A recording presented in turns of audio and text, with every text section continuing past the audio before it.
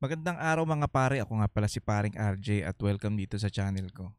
Actually, hindi ito magandang araw para sa ating lahat. Kasi alam naman ninyong lahat na nagpapabalita ngayon, kanina o anumang oras nyo to pinapanood, si Pangulong Duterte nga inaresto. Na kung tutuusin, wala naman talagang maihain na warrant of arrest. Bakit aarestuhin? Anong meron ang gobyerno natin ngayon? Ano na tayo ngayon? Tapos ikaw si Torre tsaka si Marbil, mga putang ina nyo talaga. Hindi ko alam kung anong kademonyohan ang dumadaloy dyan sa kokote nyo sa kaluluwa nyo eh. San ba naman nakakita ng aarestuhin pero walang warrant of arrest? Anong katarantaduhan yan? Pulis kayo, alam nyo yan. Ano lang tayo, ano na tayo, yung talagang wala na tayong utak. Wala na kayong utak, wala na kayong alam. Tapos magde-deploy kayo ng pulis dyan. Kung hindi ako nagkakamali, 7,000 na pulis ang dineploy nyo para lang arestuhin si Pangulong Duterte. Na wala naman kayong maihain na warrant of arrest. Anong katarantaduhan ng pinagagagawa ninyo? Tao pa ba kayo? Hindi, demonyo na kayo, mga demonyo kayong lahat. Ayan na sa gobyernong ito, demonyo na. Wala nang batas. Wala nang masasabi natin na kalayaan. Pag kontra ka, kakasuhan ka. Eto pag kontra ka, anong gagawin sa'yo? Aarestuhin ka. Kahit hindi naman dapat. Ano inaano nyo sa ICC? Hindi naman dapat mangialam yung ICC pero kayo ang nangunguna diyan. Mga tuta kayo ng mga puti? Na alam nakakalungkot mga pare, mga kababayan tong balita na to kasi biruin mo naman dating presidente. Dating presidente na maraming ginawa na inayos ang Pilipinas tapos ginaganyan ninyo. Bakit natatakot kayo? Kasi alam nyong maraming nagmamahal sa mga Duterte. Nakita naman natin nung sa Hong Kong, kung gaano ka tindi yung pagsalubong ng mga Duterte ay ng mga tao sa mga Duterte. Hindi na nga nakapasok yung iba eh. Bakit? Kasi sa sobrang dami naiiyak pa nga yung iba. Bakit? Kasi hirap na sila ngayon. Biruin mo. Lisensya, 10 taon. Passport, 10 taon. Yung mga kalsada, inayos. Nawala sabihin na natin na ang droga masasabi nating nawala nung panahon niya. Nawala yung mga magnanakaw, natakot yung mga magnanakaw, yung mga adik. Ngayon, balik na lahat. Dahil ba walang magawa ang gobyerno na to o walang maipakita at nakikita ng mga tao na ang mga Duterte na ang gusto nilang bumalik, kaya ginaganyan ninyo. Kaya binabalahura ninyo, kaya binabastos ninyo. Lumabang kayo ng patas, mga buwisit kayo.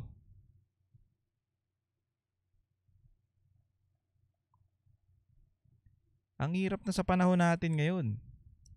Hindi mo na alam kung paano ka gagalaw. Talagang pag kontra ka talaga sa pinapamalakad nila o ginagawa nila o kontra ka o para makalimutan yung mga ginagawa nilang katarantaduhan, gagawa sila ng malaking issue. O dahil nabuking yung mga plano nila o yung mga katarantaduhang ginagawa nila, gigipitin nila yung taong nagpakita o naghayag ng mga bagay na ginagawa nila. Ganyan na ba kayo ngayon? Martial law na, no? Ganito na ang umpisa ng martial law. Wala nang kalayaan. Eto, panoorin natin to mga pare. Umiinit talaga ang ulo ko sa mga animal na to eh. Lalo dito, biruin mo mga pulis. Uy, ang daming krimen na nangyayari. Rape, mga nakawan, patayan. Ang daming palang pulis. Bakit hindi nyo i-deploy sa mga lugar na nangyayari na yan? Pero etong tao na to, tao na umayos sa Pilipinas, tao na may malakasakit sa mga Pilipino, ginaganyan nyo. Para kayong huhuli ng ng terorista. Ganyan katindi yung ginagawa ninyo. Yang mama na yan ang umayos ng Pilipinas. Nagtaas ng sahod ninyo mga pulis. Nagbigay sa inyo ng baril.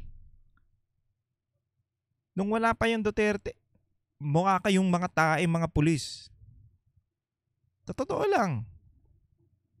Kawawa kayo. Kung hindi dahil sa kanya, hindi tataas ang sahod nyo, hindi kayo magkakaroon ng baril. Tapos ngayon, susunod-sunuran kayo sa wala namang katuturan. ICC na yan. Hindi nga tayo, wala nga jurisdiction yan dito sa Pilipinas. Ang gawin nyo, maghain kayo ng kaso dito sa Pilipinas. Kasuhan nyo yung Duterte. Kasuhan nyo si Digong. Ayan ang gawin nyo. Huwag kayong umasa dun sa ICC. Mga putang ina nyo talaga. Nakakabuisit. Panoorin natin to. For detention and the basis for detention. So, what is the law and what is the crime that I committed?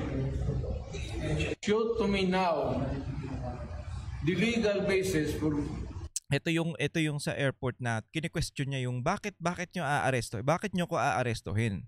Anong crime? Anong crime ang ginawa ko? Bigyan nyo ako ng dokumento o arrest warrant na ito yung ginawa ko. Ito yung crime na dapat nakalagay doon sa dokumento. Hindi nyo pwedeng basta-basta na lang uhulihin. Ay, ang problema sa inyo kasi, puro kayo sunod-sunuran, mga aso kayo. Hindi nyo alam matalino tong mama na to. Pero pasalamat, mahal pa rin kayong mga mahal pa rin kayo ni Pangulong Duterte, mga pulis eh. At sumama siya sa inyo. My being here, as apparently I was brought here not of my own volition. It's somebody else's.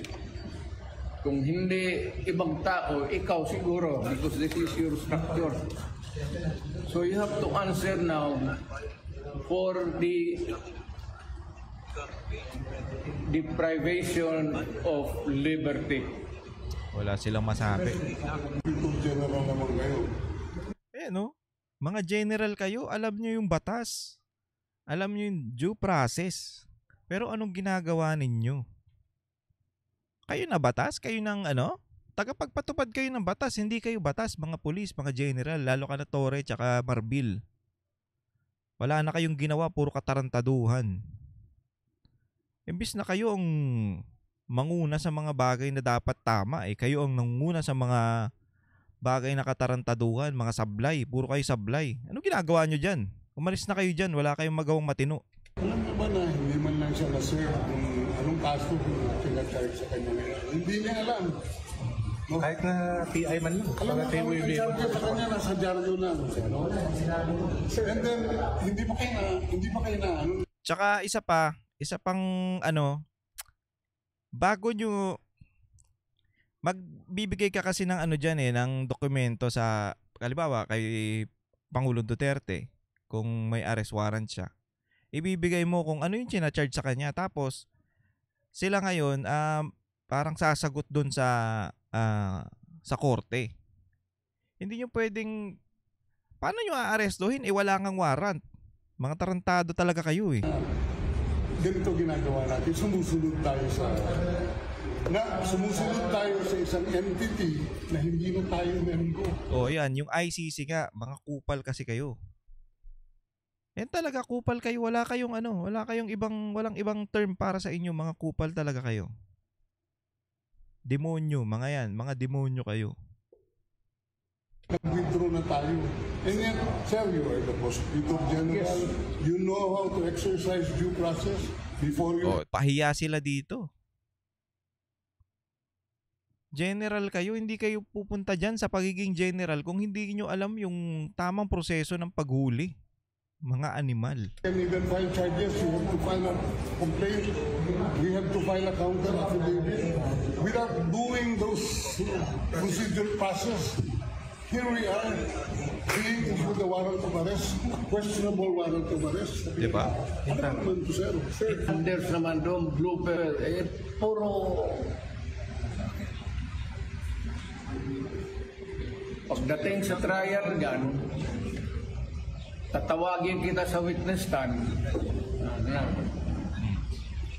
Sabihin ko, you're the person who arrested me. May I know the reason why? Have you read the documents? Or at least, have you read the case? At that time, ninyo may the arrest. So that you would be guided to what you should know. Yan lang yan. Magkaibigan tayo, galing ako gobyerno. Oh, pero mo, maano pa rin siya eh. Mahinahon magsalita. Yung tinatarantado ninyo. Ano, ganyan na lang ba style natin pag hindi natin kaya? Talagang pupursigihin natin. Kagaya nung ginawa nyo kay Pastor Kibuloy. Ito, real talk lang tayo Hindi nyo kaya si Pastor Kibuloy kaya ganyan ginawa nyo eh.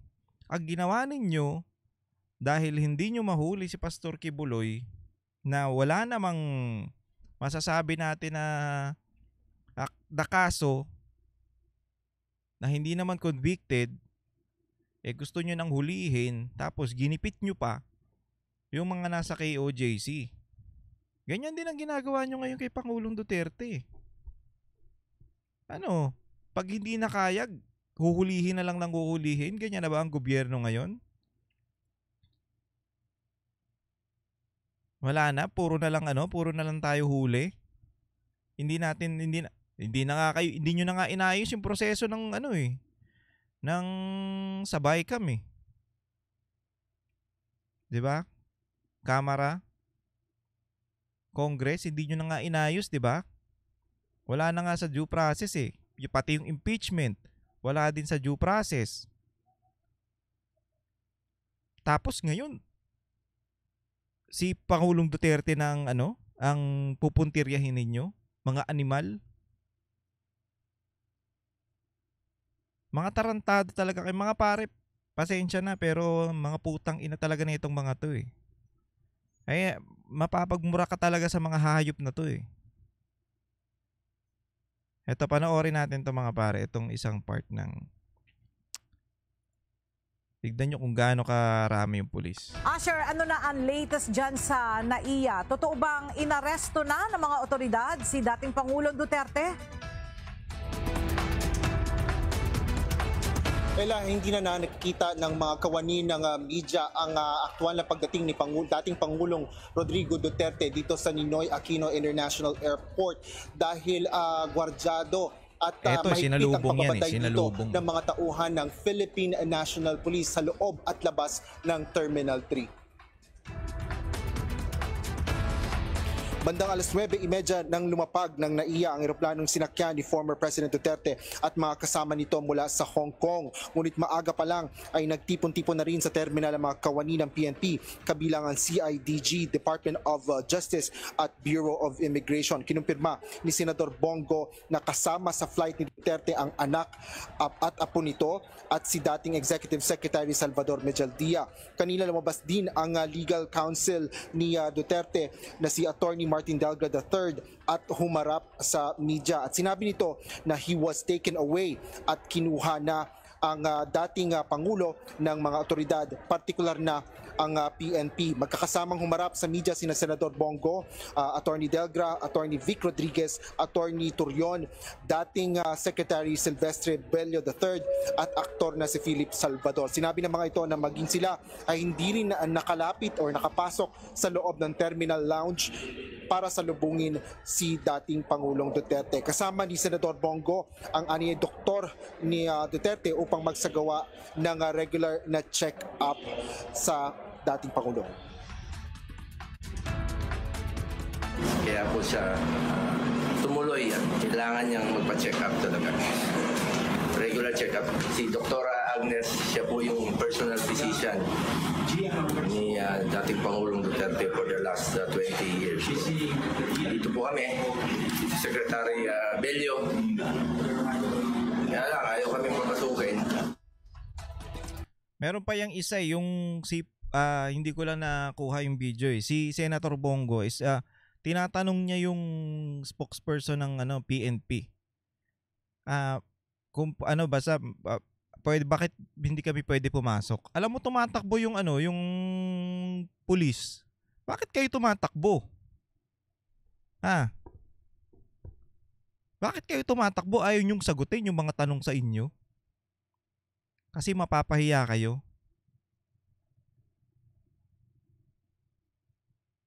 Tumakbo eh. Hindi ko lang na kuha yung video, pero tumatakbo yung pulis. Ayaw magpa-interview.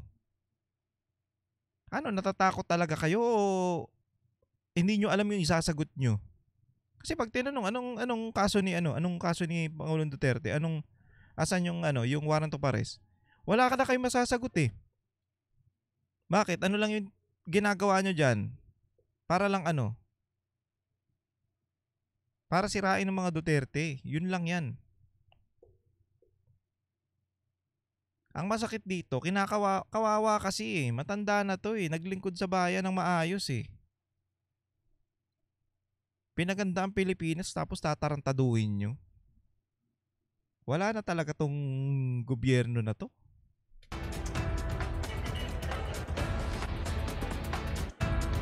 Hindi ko alam kung papakita dito Kaya si Toring kanina sa Animal. panayam kay Senador Bongo ay kinumpirma rin ito na nais niyang matukoy, masiguro ang kalagayang medikal at sitwasyon ni dating Pangulong Duterte dahil kahapon nga daw ay ito ay may Anyway, tapos na yan. Ito, panoorin natin tong isa na to. Wait. Tignan nyo kung gaano yung suporta ng mga Pilipino sa Duterte, sa mga Duterte. Tignan nyo to na, alam nyo nakakaiyak to eh. Kasi yung si ate naluluha, halos na maluha-luha na dyan kasi kung gaano niya suportahan ng mga Duterte. Okay na po. Ma'am Rose, magandang umaga. Bakit po kayo nandito? Dito po ako para magpakita ng suporta kay Tatay Digong at para ipakita na si Tatay Digong pa din ang hinahanap ng mga Pilipino. Talagang sinadya niyo po siya dito sa airport? Opo, ma'am. Hindi po ako pumasok ng trabaho para lang talaga makita. O tapos sasabihin nila mga bayad yang mga yan. Lahat ng nasa Hong Kong, yung mga nagpunta doon sa Hong Kong, bayad daw. Nung unang-una pa lang, yung papunta pa lang yung sasakyan ni Pangulong Duterte, nakita nyo ba yung doon? Ang daming taong sumasalubong sa kanya. Hindi na nakapasok yung iba dahil sobrang dami. Pero ganyan sumuporta yung mga Pilipino sa mga Duterte. Hindi kaya ng Marcos administration. Wala pa sa kalahati. Baka pag pumunta yan dyan, magbumukang tangay ang mga yan eh. Hindi ko naman siya nakita. So bali wala kayong sadya ngayon sa airport? Talagang sumuporta lang kayo? Lang po, talaga. Anong reaction niyo, ma'am? Organic talaga. May report kasi na parang may warrant daw sa kanya yung ICC. Ano po masasabi niyo tungkol dito? Bilang supporter, ma'am, di niya po deserve yung nakulong po kasi tandaan niya naman, tapos siya lang po mag-isa. Kaya malungkot po ako. Nagulat po ako magalit po sa nangyari. May mensahe ka ba sa PNP at saka sa ICC tungkol dito sa nangyari ngayong araw? Hindi ko po alam. Sasabihin ko, palayain niyo na po si Tatay Digong, ibalik niyo po siya. Tapos kay former president po, may mensahe kayo? Tatay Digong, stay strong. Dito lang po kami. Relabang ka namin. Ayan. Salamat, ma'am. Yun lang po.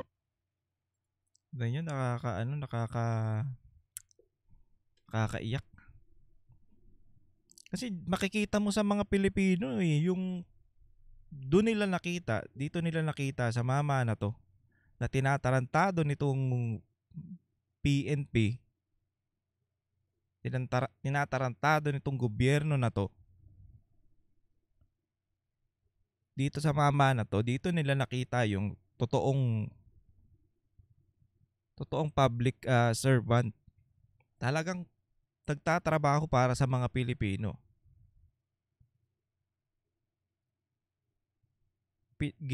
Nagkaroon ng kaginhawaan ang mga Pilipino. Tapos ganito gagawin. Mga hayop talaga kayo, mga hayop kayo. Yan lang masasabi ko sa inyo, mga hayop kayong lahat. Yung mga gumagawa ng ganyan. Nakakaano alam mo nakakabuwisit talaga nakakabuwisit Nasira yung araw ko dito sa mga hayop na to.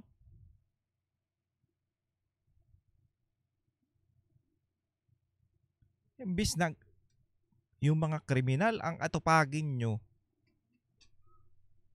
anong inaatupag nyo? Hulihin yung Pangulo, yung dating Pangulo?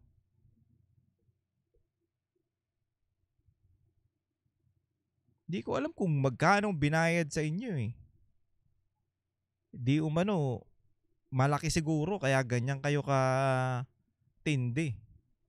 Lahat gagawin nyo, lalong-lalo ka na Tore.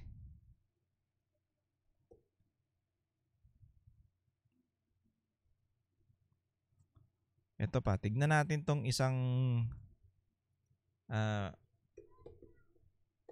ito ang sagot ni Marcos.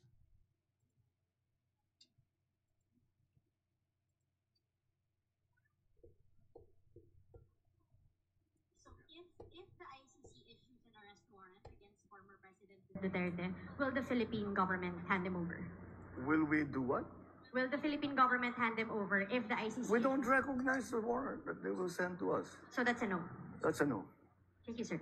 What is the rule about the ICC? When do they adopt jurisdiction? They adopt jurisdiction in a country, or they have jurisdiction in a country when no judicial system is working, is functioning. Alam mo, sir.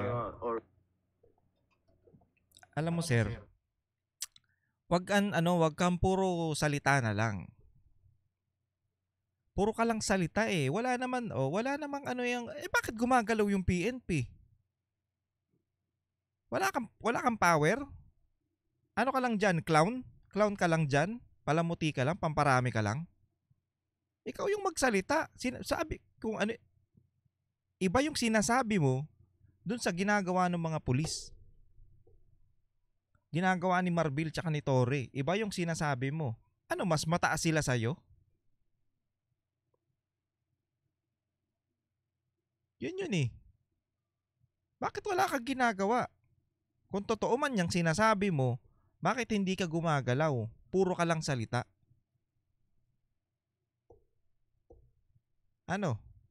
Ganyan na lang style mo. Kunyari, para kang play safe lagi hindi ko papapasukin yan. Wala naman jurisdiction yan. Pero wala ka namang ginagawa. Ano yun? Salita ka ng salita, pero hindi mo naman inuutusan yung... Alangan namang wala kang power sa mga yan. Presidente ka. Hahayaan mo na lang yan maging ganyan. Sa bagay, weak ka nga naman talaga.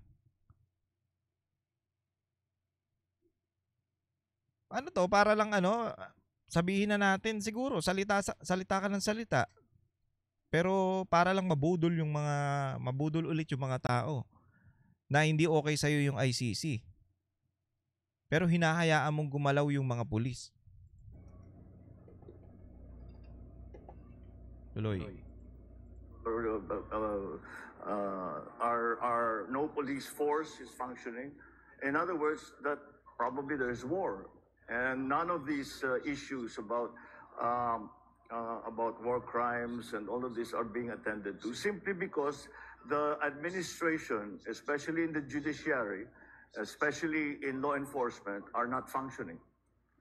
That is the reason why we are saying we are well within the rules. It is their rule. It is the rule of ICC that they come in when there is no judiciary. They come in when there is no police force.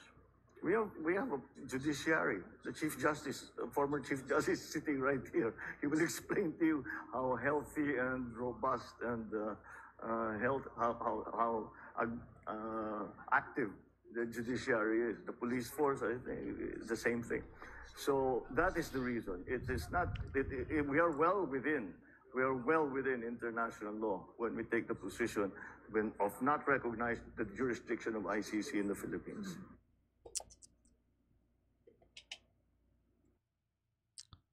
So wala naman daw wala naman daw jurisdiction ng ICC. Wala naman talaga. Pero bakit? Anong ginagawa ng mga pulis na 'yon? Wala silang maibigay na na arrest warrant. Pero arrest warrant daw galing sa ICC. Anong katarantaduhan nyo? Ganyan na kayo kakupal? Wala kayong kasing hayop eh.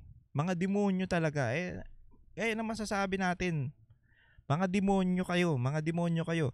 Tsaka tignan nyo after nung sa Hong Kong, talagang sinalubong nila eh. Talagang sinalubong nila yung mga si Digong, si Pangulong Duterte para magmukha talagang masama. Ito namang ibang naniniwala, mga animal, ang tatanga ninyo. Ayan ang mga sasabi ko sa inyo, yung mga naniniwala, tapos sinasabi, deserve. Mga animal. Yung iba kasi dyan, bayad eh.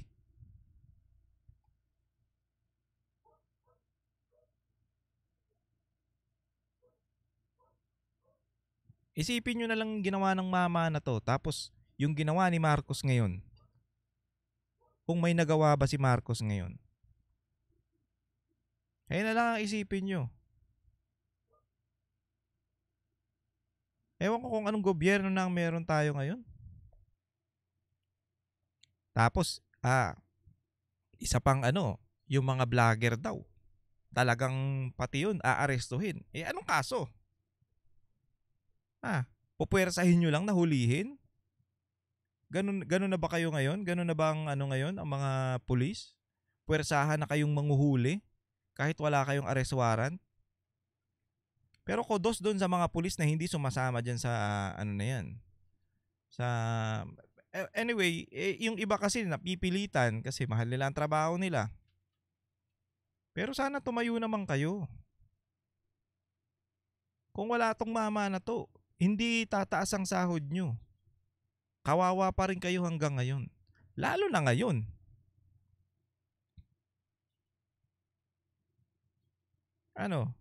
May nakita nga ako sa yung pulis talagang inabangan eh.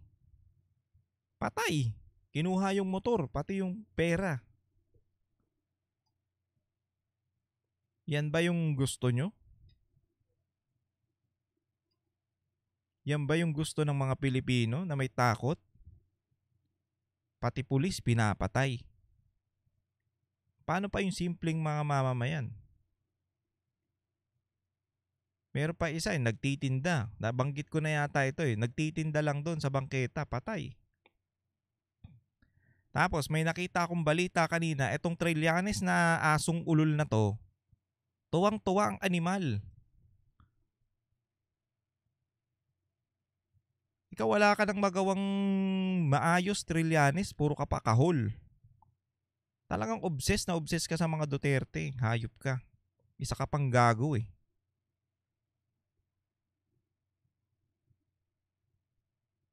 Hindi ko alam kung anong mangyayari sa mga susunod, pero nandun na siya sa nasa Villamor na to si Pangulong Duterte.